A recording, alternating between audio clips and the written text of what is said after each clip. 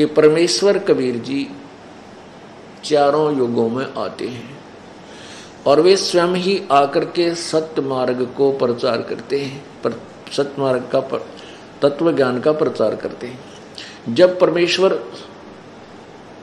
सतयुग में आते हैं उनका नाम सत्य सुकृत होता है और वो छोटी ही आयु में, बिल्कुल छोटी सी आयु में 2-3 वर्ष के ही वो सह शरीर आते हैं, कमल के फूल पर शिशु रूप धारण करते हैं। तो वो लीला में शरीर में जब छोटी आयु दिखा रहे होते हैं 2-3 वर्ष के ही, उसी समय से उस विद्वान, वेदों के जो प्राकांड विद्वान माने जाते हैं, उन ऋषियों महर्षियों के छक्के छुड़ा देते हैं और वो दांतों तले उंगली दबाते हैं, उनकी विशेष चर्चा का विषय बन जाते हैं। लेकिन उस बालक को, उस परमेश्वर के ज्ञान को वो ऋषि जिन स्वीकार नहीं करते। परमात्मा कबीर जी जब युवा होते हैं शरीर के लीला में, शरीर में, तो उनका बहुत ऋषियों के साथ, जैसे ये मनु जैसे महापुरुष, उनके साथ बातचीत होती है, उनके साथ चर्चा होती है। तो चर्चा में परमेश्वर उनको पराजित कर देता है। अब मनु जी से परमात्मा ने प्रश्न किया कि आप प्रभु को किस रूप में, किस फॉर्म में मानते हो। मनु जी ने कहा कि मैं परमात्मा को निराकार और साकार दोनों रूपों में मानता हूं। निराकार तो वो परमात्मा, उसकी शक्ति है, वो दिखाई नहीं देता। साकार ये जगत उसी का रूप है, ये पृथ्वी, आकाश, चंद्रमा, सितारे, ये सब उसी का साकार रूप है। That's all. और वेदों में कहीं पर भी परमात्मा साकार नहीं लिखा है, परमात्मा वास्तव में निराकार ही है। समाधि दशा में उसका केवल प्रकाश देखा जा सकता है। परमात्मा कहते थे, एक ज्ञान नेत्रहीनो, एक तरफ आप कहते हो कि परमात्मा का प्रकाश देखा जाता है, उधर से कह रहे हो कि परमात्मा पूर्ण रूप से निराकार है। ये पृथ्वी, चांद, सितारे ये भगवान नहीं है, ये तो भगवान की द्वारा रची गई एक सृष्टि है। परमात्मा सृष्टा न्यारा है, तुम्हारी बुद्धि पर पत्थर पड़े हुए हैं। और बहुत अच्छी तरह चर्चा करते हैं, वेदों को बताते हैं कि यजुर्वेद अध्याय नंबर 5 के मंत्र नंबर 1 में लिखा है, अग्ने तनुषि विष्णुवे तवा सोमस्य तनुरसी। वो परमात्मा सह शरीर है और उस परमेश्वर का, उस अमर पुरुष का सबके पालन धारण पोषण करने के लिए, यहाँ करके संभालने के लिए भी उस परमेश्वर का एक शरीर है।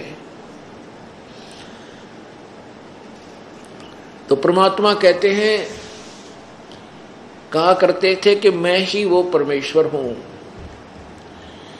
और मैं ही दोनों स्थानों पर रहता हूं, ऊपर सचखंड सतलोक में, ऊपर के लोकों में भी मैं ही हूं और यहां भी मैं अपने यथार्थ ज्ञान को बताने के लिए आया हूं। अब परमात्मा यथार्थ ज्ञान कहते हैं, परमात्मा के परमेश्वर साकार है। और ऋषि जी कहते थे, ऋषियों ने सब आपस में जो अज्ञान फैला रखा था वो जैसे अभी तक है कि वो निराकार है। तो परमात्मा साकार बताते थे कि कबीर जी जो है साकार बताते थे अपना स्वरूप, और वो निराकार मानते थे। इसलिए परमात्मा कबीर जी का ज्ञान उन ऋषि महर्षियों के कति विपरीत था।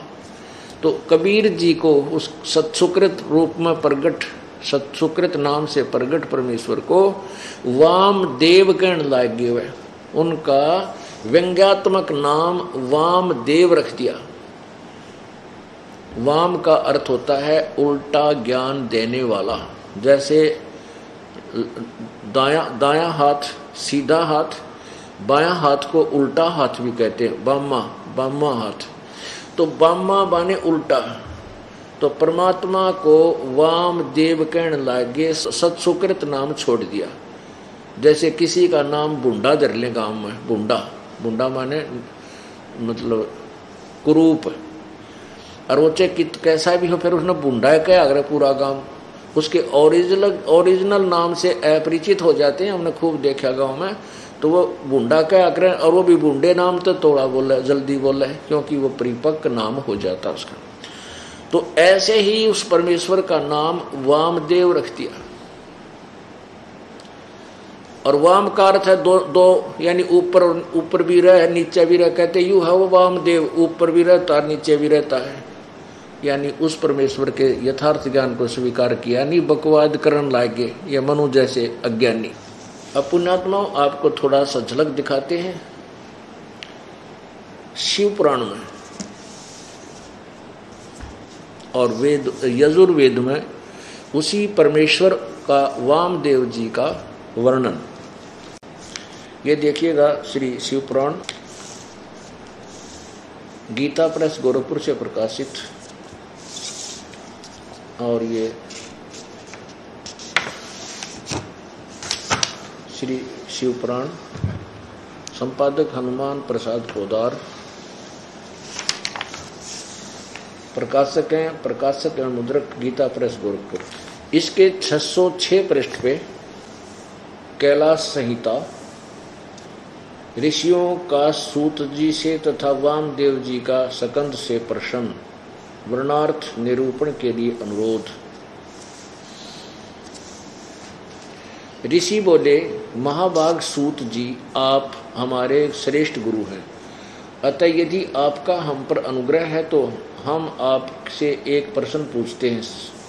श्रद्धालु शिष्यों पर आप जैसे गुरुजन सदा स्नेह रखते हैं, इस बात को आपने इस समय हमें प्रत्यक्ष दिखा दिया है। मुने विराज होम के समय पहले आपने जो वामदेव का मत सूचित किया था, वामदेव का मत यानी वामदेव जी का के विचार, उसका पंथ, उसके द्वारा दिया गया ज्ञान, उसे हमने विस्तार पूर्वक नहीं सुना। अब हम बड़े आदर और श्रद्धा के साथ उसे सुनना चाहते हैं। कृपा सिंधु, आप प्रश्न पूर्वक उसका वर्णन करें। ऋषियों की यह बात सुनकर सुन के सूत जी बोले, अब बताने लगे। सूत जी बोले, तुम्हारा कल्याण हो, तुम सब लोग सदा सुखी रहो। महाभाग महात्माओं, तुम भगवान शिव के भगत व दृढ़ता पूर्वक व्रत का पालन करने वाले हो, यह निश्चित रूप से जानकर ही मैं तुम लोगों के समक्ष इस विषय का प्रसन्नता पूर्वक वर्णन करता हूँ। ध्यान देकर सुनो। पूर्व काल में रथंतर कल्प में महामुनि वामदेव माता के गर्भ से बाहर निकलते ही शिवतव के ज्ञाताओं में सर्वश्रेष्ठ माने जाने लगे। वे वेदों, आगमों, पुराणों तथा अन्य सब शास्त्रों के भी तात्विक अर्थ को जानने वाले थे। अब देखो, आप कह रहे हैं कि वो वामदेव जो थे वो वेदों और सदग्रंथों के तात्विक यानी तत्वदर्शी थे। आगे देखो, देवता, असुर तथा मनुष्य आदि जीवों के जन्म कर्मों का उन्हें भली भांति ज्ञान था। उनका संपूर्ण अंग भस्म लगाने से जब उज्जवल दिखाई देता था, उनके मस्तक पर जटाओं का समूह शोभा देता था।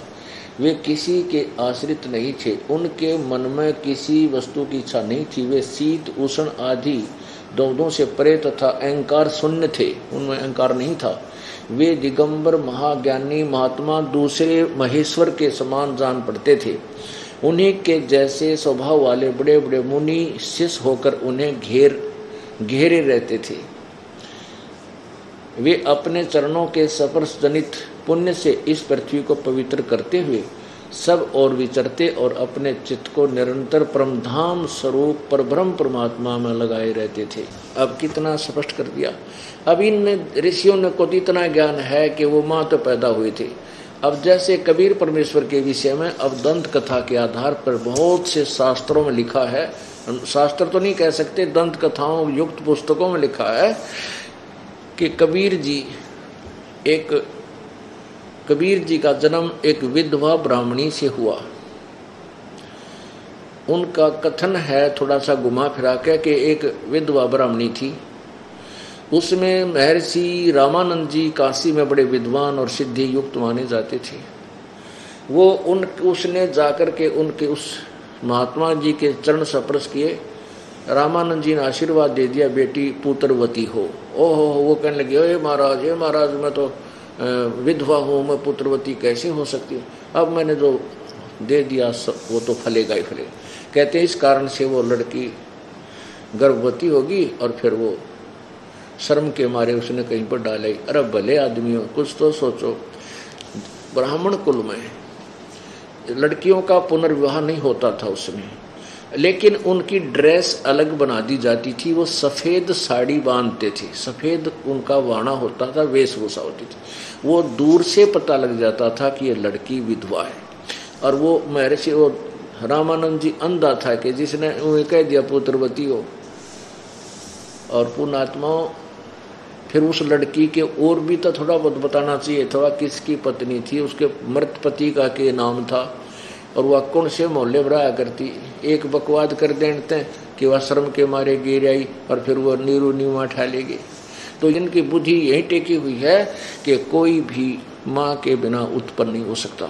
जैसे यहाँ के भगवान श्री कृष्ण जी, रामचंद्र जी सभी माँ से ही जन्म लेकर के यहाँ भगवान कब आए।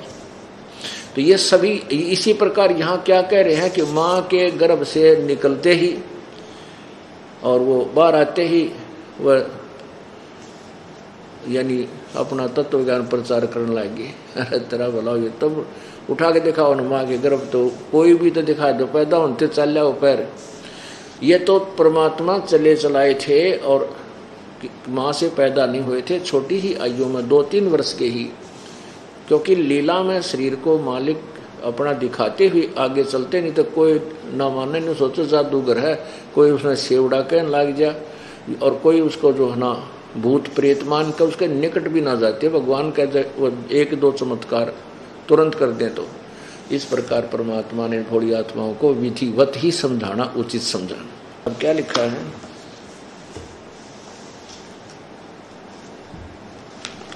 फिर देखिएगा। वामदेव माता के गर्भ से बाहर आते ही निकलते ही शिवत्व के ज्ञाताओं में सर्वश्रेष्ठ माने जाने लगे। वे वेदों, आगमों, पुराणों और अन्य सब शास्त्रों के भी तात्विक अर्थों को जानने वाले थे। फिर वो घूमते फिरते रहते थे, सब संतों ऋषियों के साथ विचार विमर्श करते थे और उनके छक्के छुड़ाकर फिर आगे चल पड़ते थे। एक बार इसमें लिखा है कि वो वामदेव जी अपने कुछ शिष्य जो बन गए थे उनके साथ कार्तिकेय के पास गए, जो भगवान शिव का पुत्र है, उसको सकंद भी कहते हैं। उसके पास गए तो उनसे क्या वार्ता की, ये देखिएगा। पृष्ठ 610 पे शिव पुराण और कैलाश संहिता में श्री सकंद ने कहा, महाभाग मुनीश्वर वामदेव, तुम्हें साधुवाद है, क्योंकि तुम भगवान शिव के अत्यंत भक्त हो और शिव तत्वों के ज्ञाताओं में सबसे श्रेष्ठ हो। तीनों लोकों में कहीं कोई ऐसी वस्तु नहीं है जो तुम्हें ज्ञात ना हो, तथापि तुम लोक पर अनुग्रह करने वाले हो, इसलिए तुम्हारे समक्ष इस विषय का वर्णन करूंगा। इस लोक में जितने जीव हैं वे सब नाना प्रकार के शास्त्रों से मोहित हैं। परमेश्वर की अति विचित्र माया ने उन्हें परमार्थ से वंचित कर दिया है। परमेश्वर की अति विचित्र माया ने उन्हें परमार्थ से वंचित कर दिया है। अतः पर्वण के वाचार्थ भूत साक्षात महेश्वर को वे नहीं जानते। वे महेश्वर की सगुण निर्गुण तथा त्रिदेवों के जनक परब्रह्म परमात्मा हैं। मैं अपना दाहिना हाथ उठाकर तुमसे शपथ पूर्वक कहता हूँ, यह सत्य है, ये सत्य है, सत्य है। मैं बार बार इस सत्य को दोहराता हूँ कि पर्वण के अर्थ साक्षात शिव ही हैं श्रुतियों और समृति शास्त्रों प्राणों तथा आगमों में प्रधानता उन्हीं को परवण का वाच्यार्थ बताया गया है। अब देखो 611 पृष्ठ पे 2 लाइन और 1 लाइन और वे ही साक्षात साकार और निराकार परमात्मा है। अब इन कित रो है, क्योंकि मैं ठोक कर कहता हूँ शिव जी तो ऊपर कोई भगवान नहीं है, सत्य है सत्य है सत्य है। अरे बिरानवाटी और इन सारे की ज्ञान किसी को है नहीं, अपनी थ्योरी को फाइनल मान करके और पूरी दृढ़ बैठे। अब इससे क्या सिद्ध करना चाहता है ये दास के परमेश्वर चारों युगों में आते हैं और प्रत्येक युग में अपने तत्व ज्ञान का प्रचार करते हैं और सबके छक्के छुड़ा देते हैं, परंतु वो अभिमानी और अज्ञानी परमात्मा के उस यथार्थ ज्ञान को स्वीकार नहीं करते। लेकिन अब सब करेंगे। अब कैसे करेंगे, क्यों करेंगे, ये आने वाले इस 2 दिनों में आपको स्पष्ट करेंगे। अब और दिखाते हैं यजुर्वेद। अब पुण्यात्माओं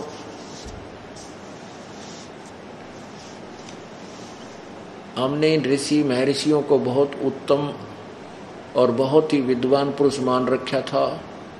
इनके द्वारा लिखी गई पुस्तकों को हम फाइनल मानते थे कि इन्होंने वेदों को जाना और समझा, सही लिखा है। महर्षि दयानंद, वैसे तो हम इसको महर्षि नहीं कह सकते क्योंकि हमें तो पता लग गया ये था, लेकिन इसका नाम महर्षि पक गया। एक व्यक्ति ने अपने बच्चे का नाम डीसी रख रखा था, डीसी, तो उसने डीसीए नाम से प्रसिद्ध होगी। और एक बेबे का नाम मेजर है। अब उसका नाम वास्तविक कुछ भी है पर उसका नाम मेजर धर रहे हैं तो वह मेजर के नाम से प्रसिद्ध होगी। मेजर में अदर के में सैकोनी बात एक सिंपल भक्तनी है। ऐसे ही आम इसने एक नाम धर लिया कि मैं ऋषि दानंद। यो सिंपल आदमी था, इसका नाम है मैं ऋषि, पर यू मैं ऋषि में ऋषि नहीं है। ये तो आप फाइनल समझ लेना और प्रमाणित कर दूंगा आपके समक्ष। अब इसने के थ्योरी बता रखी है आपके सामने, इसके 4 सिद्धांत तो फेल कर दिए। एक तो ये कि परमात्मा एक है, ईश्वर एक है, अनेक नहीं, ब्रह्म एक है, अनेक नहीं। और ये स्वयं ही 7वें समोल्लास में प्रथम तो ये पहले स्टार्ट में तो ये कहता है कि ब्रह्म एक ही है, अनेक है नहीं, वेदों में कहीं नहीं लिखा। और फिर 151 पृष्ठ पे बोलता है, 154 पृष्ठ पे प्रश्नकर्ता कहता है कि परमात्मा साकार है व निराकार। तो स्वामी जी उत्तर देते हैं, महर्षि जी उत्तर देते हैं कि वो निराकार। 155 पर प्रसंग आता है कि परमात्मा क्या अपने साधक के पाप नाश कर देता है? स्वामी जी उत्तर देते, महर्षि जी उत्तर देते कि नहीं, पाप नाश नहीं करता। परमात्मा की साधना उपासना से पाप नाश नहीं होते, पाप अक्षमा नहीं होते। तो प्रश्नकर्ता कहता है कि उसका लाभ क्या होता है? फिर भगवान की स्तुति किस लिए करें जब पाप नहीं कटे? पुण्यात्माओं, जैसे कोई कहे कि क्या औषधि खाने से रोग कट जाएगा? उत्तर मिले कि नहीं, औषधि से रोग नहीं कटता। तो और क्या होता है कि पहलवान बन जाएगा? अरे तेरा गजब, क्या वो वैध है जो ये कहे कि औषधि से रोग नहीं कटेगा? कोई कहे कि साबुन लगाने से क्या कपड़े का मैल छूट जाएगा? क्या साबुन कपड़े का मैल छुड़वा देगा? उत्तर मिले कि नहीं, साबुन कपड़े का मैल नहीं छुड़वाता, वो कपड़े को मजबूत कर देता है। तो क्या उस व्यक्ति ने कभी अपने जीवन में साबुन देखा या प्रयोग किया? कभी नहीं। ऐसा सिद्धांत था इस महर्षि, कथित महर्षि दयानंद का। और इसने एक सिद्धांत और बताया। किसी ने प्रश्न किया कि सबसे पहले इन 4 वेदों को का ज्ञान किसको हुआ? स्वामी जी ने लिखा कि 4 ऋषियों को। और ऋषियों के नाम बताए हैं कि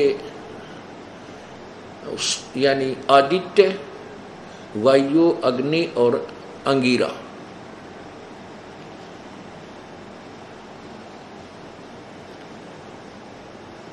वायु, अग्नि, आदित्य और अंगिरा, इन 4 ऋषियों को सबसे पहले वेद प्राप्त हुए। उससे पहले वेदों ने किसी को ज्ञान नहीं था। उन 4 से ही आगे ब्रह्मा ने वेदों को ग्रहण किया और ब्रह्मा से फिर आगे ऋषियों ने पढ़ा। यह थ्योरी अब आप पे फेल कर रहे हैं। अपनात्मा, जब तक आप अपने उस बॉक्स को खोल कर नहीं देखोगे जिसके ऊपर लिखा है शुद्ध देसी घी, यानी शुद्ध भैंस व गाय का देसी घी, और दास ने अपना खोल के देख लिया कि उसमें तो गोबर है, लेवल है देसी घी का, है गोबर। अब दास आपको दिखाता है कि देखो यही लेवल मेरे पास था और इसमें देसी घी नहीं है तो गोबर है, आप भी खोल कर देख लो, क्यों इसको धरे बैठे हो।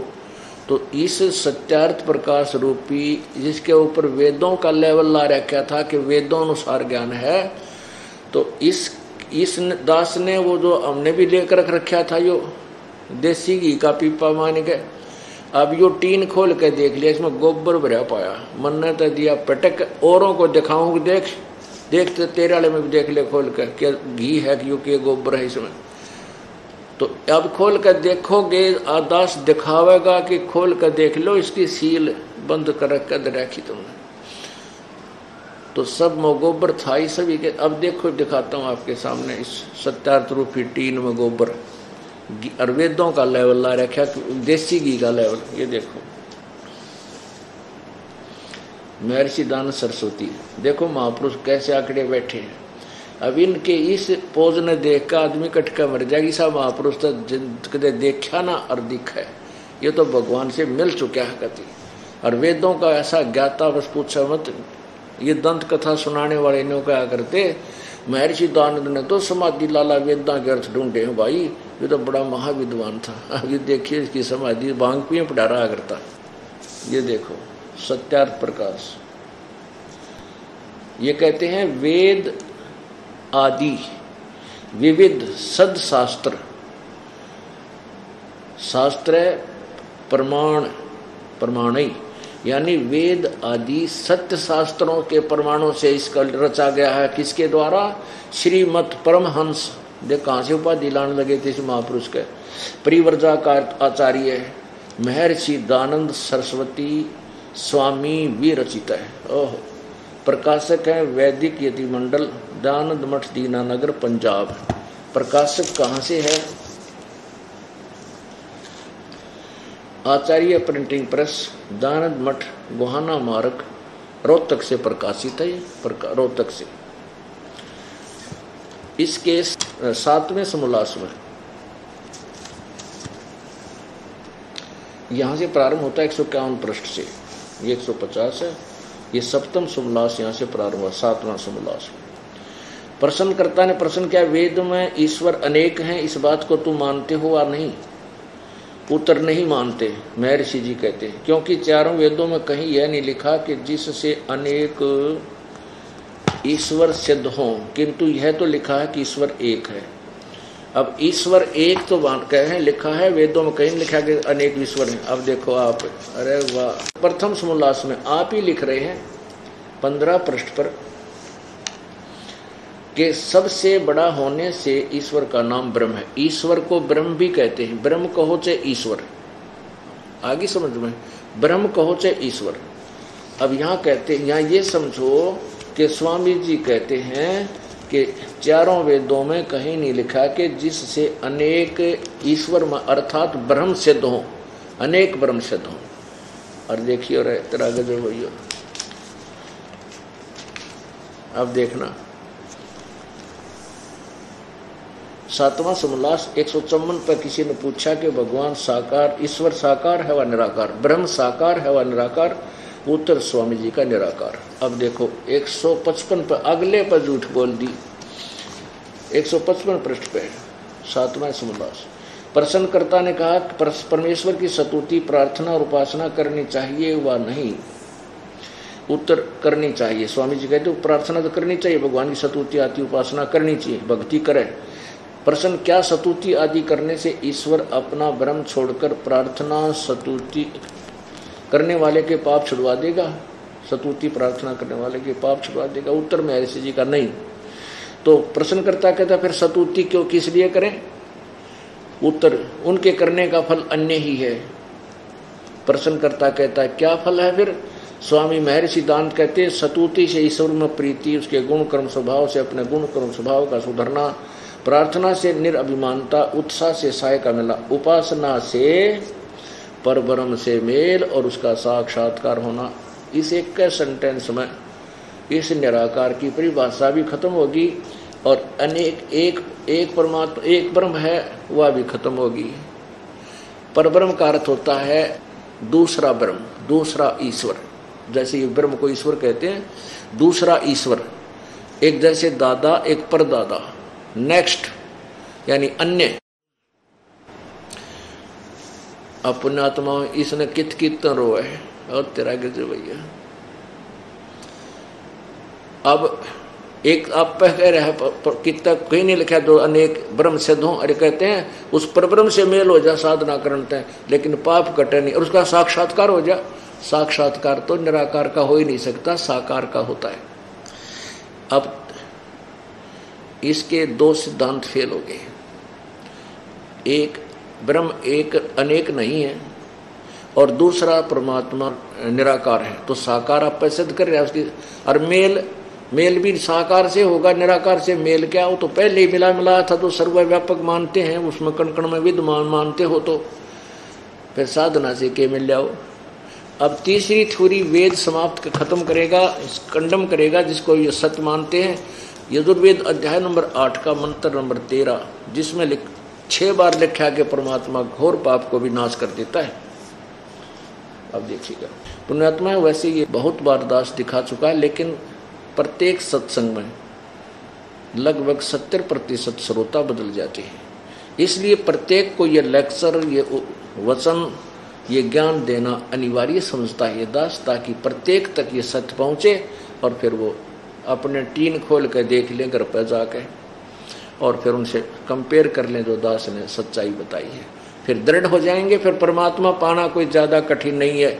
ये निर्णय होना मुश्किल हो रहा है कि वो दुर्लभ है कि हम कौन सी विधि अपनाए जिसे परमात्मा प्राप्त हो, और उसका कहाँ प्रमाण है कि इसे भगवान मिलता है, उसके लिए अपने सदग्रंथ ही प्रमाण है।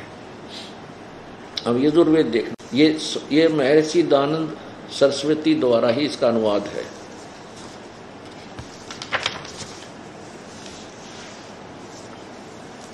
प्रकाशक सार्वदेशिक आर्य प्रतिनिधि सभा 2/3 महर्षि दान भवन, रामलीला मैदान, नई दिल्ली से ये प्रकाशक हैं और अनुवाद करता है महर्षि दानंद सरस्वती। भाषा भाष्य यानी अनुवाद, हिंदी में अनुवाद इस महर्षि दानंद ने किया है। अब देखना 8वें अध्याय का 13वां श्लोक, ये 8वां अध्याय प्रश्न नंबर 241। यहाँ नीचे केवल संस्कृत है। ये 13वां श्लोक मंत्र है। मंत्र को चाहे श्लोक एक का बात होती है, वैसे ये अनाड़ियों के ना वेदों के तो मंत्र हैं, गीता के श्लोक हैं। तेरा गजब दो हैं ये, इनको दो एक से मंत्र कह दो। अब यहाँ इन्होंने 242 पर अनुवाद किया है पृष्ठ पे। हे सबके उपकार करने वाले मित्र आप। मित्र माने परमेश्वर, ईश्वर, क्योंकि ये स्वयं ही सिद्ध कर रहे हैं स्वामी दयानंद जी। देखिएगा सत्यार्थ प्रकाश के प्रथम समोल्लास में ही प्रश्न नंबर 18 पे ये कहते हैं मित्र का अर्थ परमेश्वर समझे। ये प्रथम समोल्लास है 18वां पृष्ठ पे।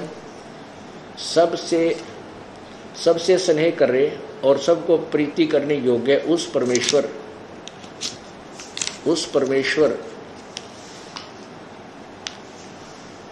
वह परमेश्वर सबका सच्चा मित्र है। इससे परमेश्वर का नाम मित्र है। तो यहाँ मित्र मीन परमेश्वर समझे। 242 पृष्ठ पे हे सबके उपकार करने वाले परमेश्वर, मित्र माने परमेश्वर आप। दान देने वाले के एन से माने अपराध, अपराध कहो चाहे पाप को, क्योंकि एन से माने पाप, ये खुद अनुवाद किया है। एनस्य माने अपराध अर्थात पाप के, अवजनम माने विनाश यानी अक्षमा करने वाले, असी माने हो। मनुष्य कर्तस्य साधारण मनुष्यों के किए हुए, एनस्य माने अपराध के, अवजनम माने अवजनम विनाश करने वाले यानी क्षमा करने वाले हो। पिता के किए हुए, एनस्य माने विरोध आचरण लिखा है, यहाँ हम पाप ही कहें, अधर्म अपराध ही कहें। पाप के अच्छे प्रकार हरने वाले हो। अपने किए हुए, एनस्य का अर्थ पाप, पाप के, अवजनम मन दूर करने वाले, ऐसी माने हो। एनस्य अधर्म के अधर्म यानी पाप के पाप अर्थात घोर पाप के नाश करने हारे हो।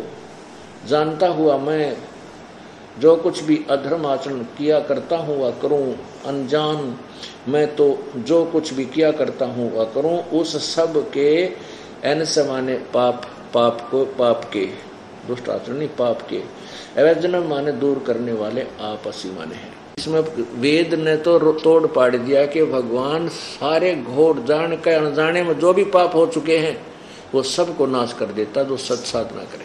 अब जैसे कपड़ा मैला चाहे तो वैसे स्वाभाविक हो गया, या कोई रपट का गिर गया, माटी लगी, गार में दस लदपद हो गया, तो साबुन और पानी सारे ही मैल को काट देता है, छोड़ देता, नाश कर देता।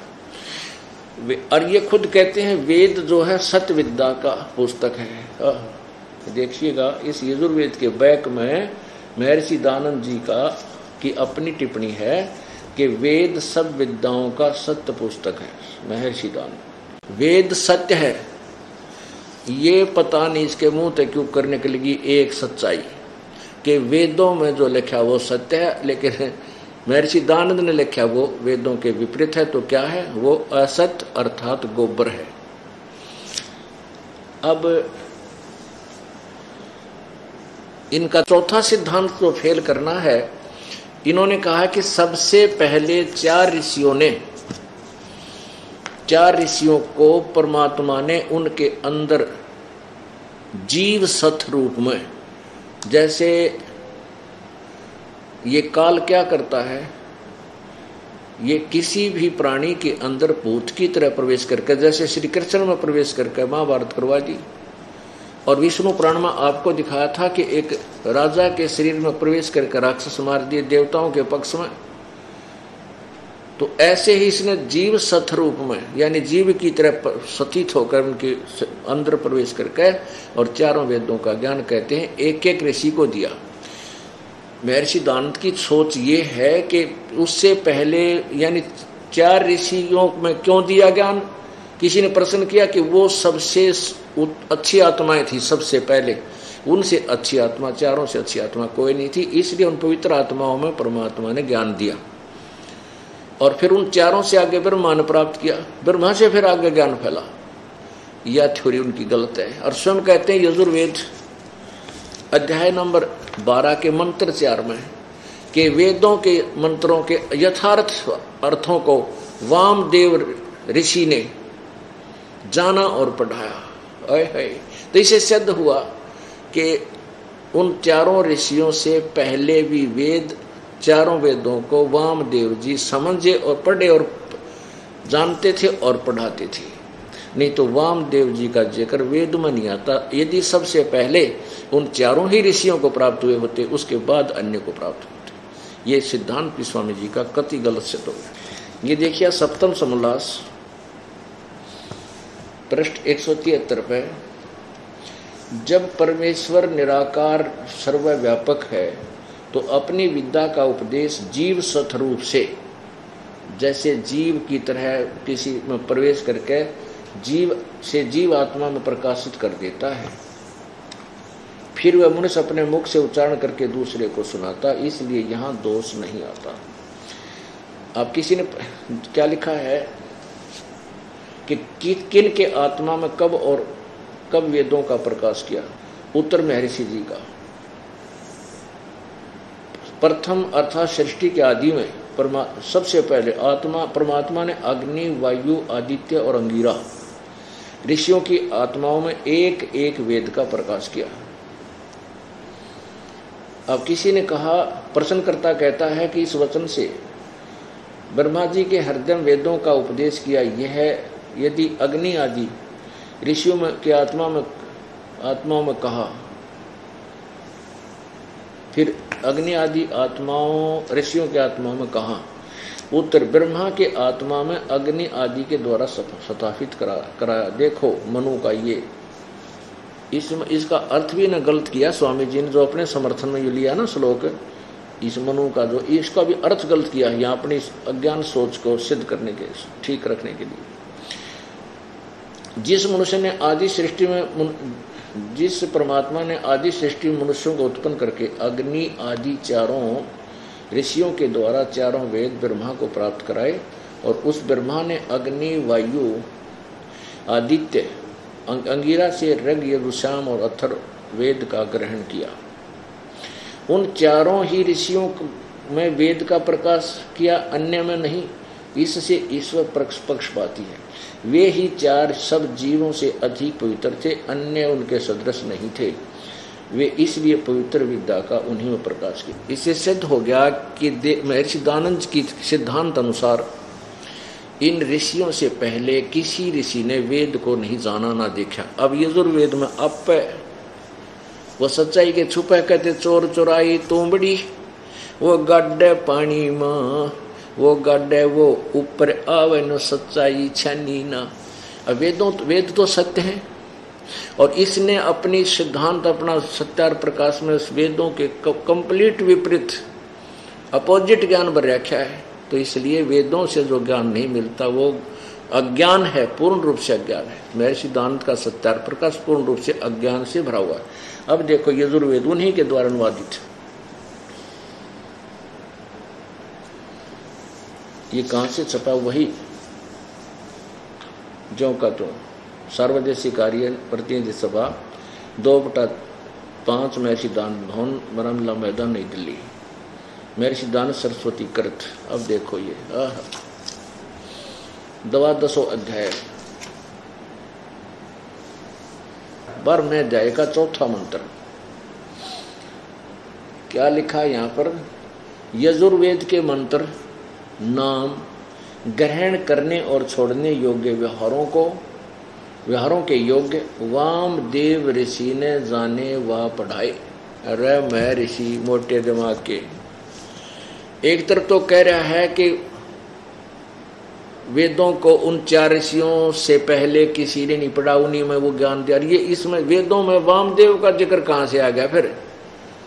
क्योंकि ये चारों वेद महर्षि वेद व्यास जी द्वारा अब लास्ट में लिखे गए हैं, जब गीता जी लिखी यानी द्वापर के एंड में, वही ये वेद हमारे पास उपलब्ध है और यही सत्य है।